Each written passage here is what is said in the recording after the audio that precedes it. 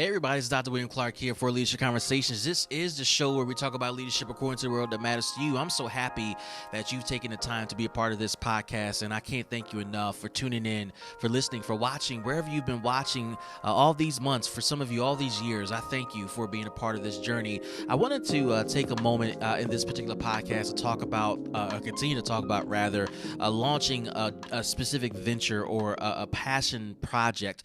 We've been addressing this periodically over our podcast time together, and I've been addressing this because many of you have been sharing with me that one of the things you enjoy so much about what we talk about is, the details that we go into about launching a venture and what it takes and what should be considered, etc.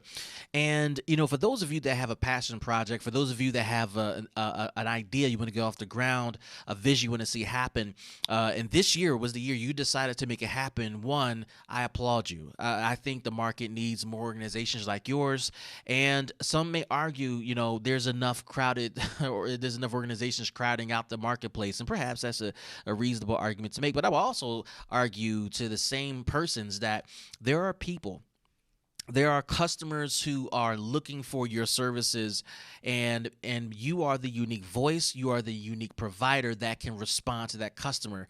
Not every provider, not every organization, not every business can meet the need of every customer. That is a known fact. That is the natural cause and course of the marketplace.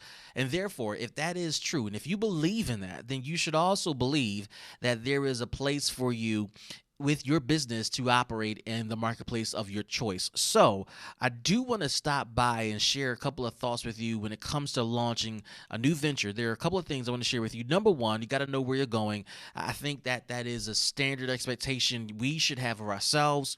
Customers should have of you. Partners should have of you. You should have of yourself. Where are you trying to go? What is it that you're trying to achieve? What are you trying to accomplish? Because at the end of the day, if you are unable to articulate your goals and to put yourself in position where you can know where you're going and know how to get there, then it's going to be hard for you to achieve your goals. And that kind of leads into my number two. If you know where you're going to go, where you're trying to be, how are you going to get there? What steps are you going to take? I know it seems daunting and difficult to even think beyond tomorrow, but I'm going to encourage you to deeply consider the steps you need to take to get to where you want to go. What you may realize is that you may have already done a lot of the work you believe you need to do. You may have already gotten your organization name down. You may have already registered your organization with your state. You may have already opened up your first bank account. You may have already identified office space, etc. Those things are important steps you need to take to get off the ground. And now you need to, one, acknowledge those things that you've done, but then two, figure out, okay, now that I've done those things, what's next? What's next for me to check off on my to-do list? So number one, where are you going? Number two, how are you going to get there? Number three, you need to measure your progress. You need to measure your progress often. You need to know that you need to realize and acknowledge that you've gotten to where you are by measuring progress. So setting reasonable benchmarks and expectations for your business along the way is going to be important. Now, there are certain things you want to consider. There are KPIs that are temporary KPIs, just so you can know that you knocked something off or know that you've achieved X, Y, and Z. Those are temporary things that are just a one-time thing, two-time thing, maybe three-time thing, and it's over. Then there are KPIs, key performance indicators, that are more long-term and repetitive because it is the health marker of your business. So every time I do this, that's great. And every time I don't do this, that's not good. So I need to make adjustments.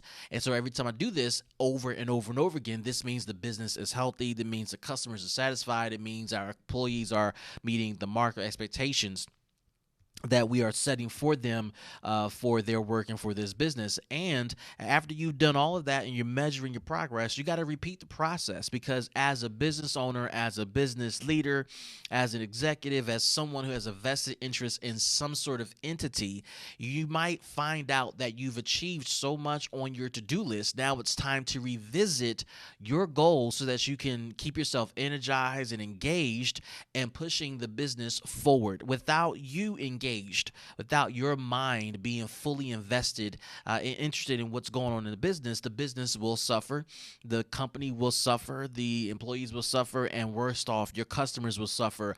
And when customers start to feel like they're suffering, they will go somewhere else where they feel like they're getting the services that they need. This is applicable to nonprofits and to for-profits, to faith-based institutions, etc. You cannot believe your own hype. You cannot believe that you have a lock on the marketplace. You cannot believe that people are going to feel obligated or feel pressured or feel guilted into staying with your church, your business, or your nonprofit. They will vote with their feet and they will leave your business, therefore leaving you in a tight situation.